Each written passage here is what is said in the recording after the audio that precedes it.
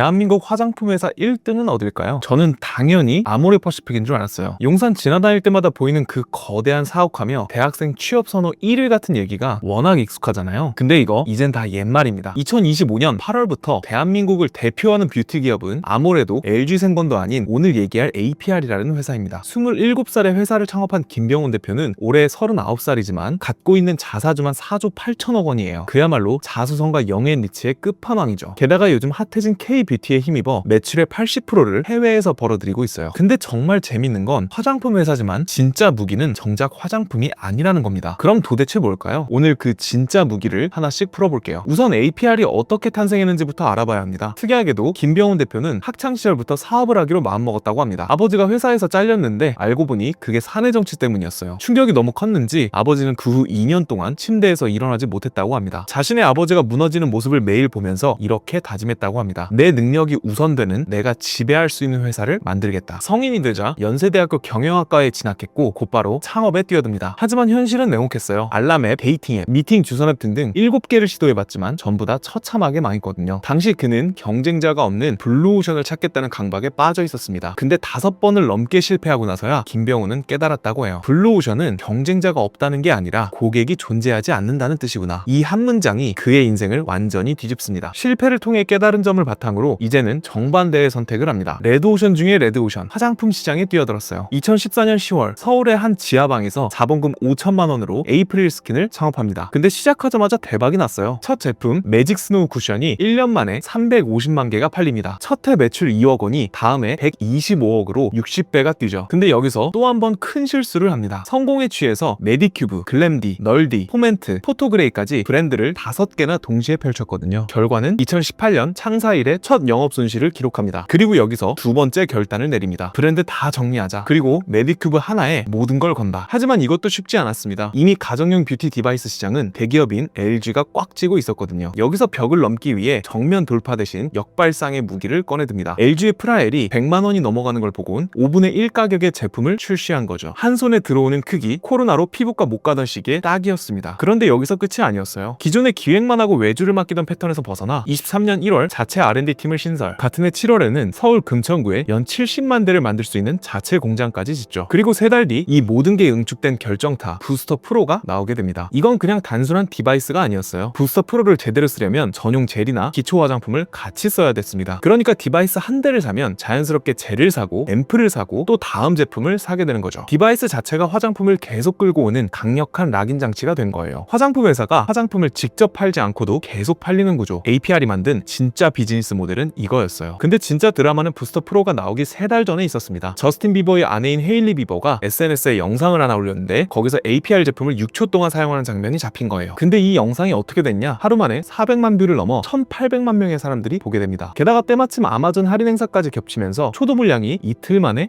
완판되었습니다. 그 이후엔 카일리 제너 같은 미국 셀럽들이 줄줄이 알아서 영상을 올려주기까지 했죠. 근데 영광 뒤엔 어김없이 그늘이 있었어요. IPO 준비 과정에서 돈을 빌려주고도 투자자한테 알리지 않은 게 드러났거든요. 내부 통제 실패가 드러나면서 IPO는 한 차례 연기됐어요. 김 대표 본인은 발표 당일 아침에 손이 떨려서 젓가락도 못 잡았다고 고백했죠. 하지만 결국 정비의 정비를 거쳐 2024년 2월 27일 코스피에 상장합니다. 공모가 25만 원, 시총 1조 9천억으로 화려한 출발을 시작하죠. 그 이후 일어난 일은 한편의 영화 같습니다. 7개월 만에 LG생활건강의 시총을 넘었고요. 1년 뒤에는 80년의 역사와 함께 부동의 1위 자리를 굳건히 지키던 아모레까지 추월하죠. 13초마다 한 대씩 팔렸고 해외 매출 비중이 80%까지 상승하며 K뷰티 수출의 대표 기업으로 우뚝 서게 되죠. 블룸버그는 김 대표를 K뷰티 기기로 억만장자 반열에 오른 30대 창업자로 등재합니다. 모두가 꿈꾸는 자수성가형 부자지만 APR과 김병훈 대표에게는 항상 부정적인 의견이 끊이질 않습니다. 솔직히 화장품은 별로다. 인플루언서랑 공구 때문에 뜬 거다. APR 자체가 그냥 싹 다 거품이다. 아예 근거가 없는 건 아닌 게 APR의 R&D 투자 비중은 매출 대비 1%도 안 됩니다. 이건 아모레의 40분의 1 수준이기도 하고요. 그래도 APR의 주가는 하루가 멀다 하고 계속 고공행진을 하고 있습니다. 화장품 회사 APR의 진짜 무기는 뭘까? 세계적인 셀럽도 화려한 마케팅도 심지어 제품 그 자체도 아닌 디바이스가 화장품을 끌고 오는 생태계 그 자체였습니다. 이게 가능했던 건 결국 한 가지였죠. 모두가 안 된다고 했던 레드오션에 과감히 뛰어든 역발상의 결단. 5년 전 인터뷰 영상을 보면 악플밖에 없었지만 기어코 신화를 써내려간 김병훈 대표. K뷰티 시장을 이끌어가고 있는 APR. 다음 10년이 어떻게 될지 구독하고 함께 지켜보시죠.